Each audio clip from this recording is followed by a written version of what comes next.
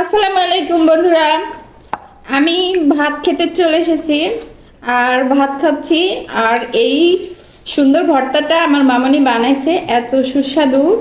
তোমরা যদি এই ভর্তা দিয়ে ভাত খেতে চাও তো আমার বাসায় চলে আসো।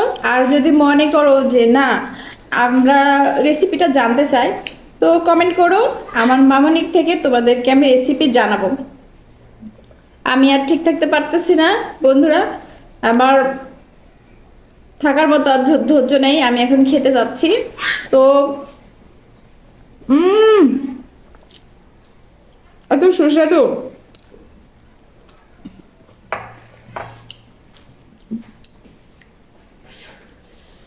আমার মামনির হাতের এই ভর্তাটা অনেক সুন্দর, আর জানে যে আমার এই ভর্তাটা অনেক পছন্দ, এজন্য মামনি বানায় মাঝে মাঝে। তো তোমরা অবশ্যই আমাকে জানাও কমেন্ট করে যে তোমাদেরকে এই রেসিপি দিব, তাহলে আমি মামনির কাছ থেকে জেনে তোমাদেরকে রেসিপি দিব।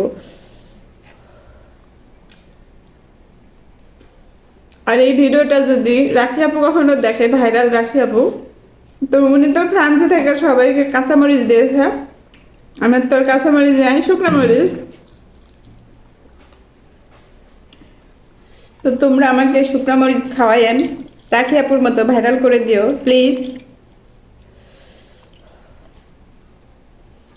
হুম,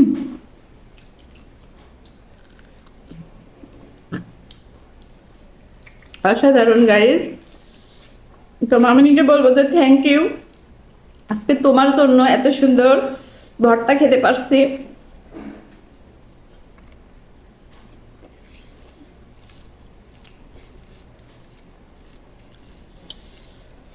বন্ধুরা তোমাদের কি কি বলবো,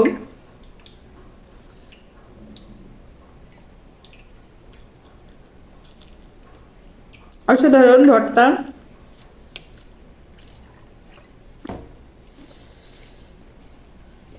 দেখো, তোমরা যদি খেতা তাহলে বুঝতা যে গরুর মাংস তোমরা রেখে এইরকম ভর্তা দিয়ে ভাত খাবা,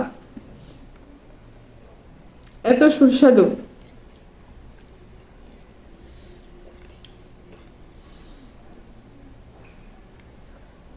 তো রাখি আপুর মতো আমরা ফ্রান্সে থেকে তো কাঁচামরিচ নিয়ে আসি নাই, আমাদের বারান্দায় লাগাইছি ফ্রান্সের সেই কাঁচামরিচ। আমি যেদিন কাটবো আর খাবো তোমাদেরকে অবশ্যই দেখাবো ভিডিও করে।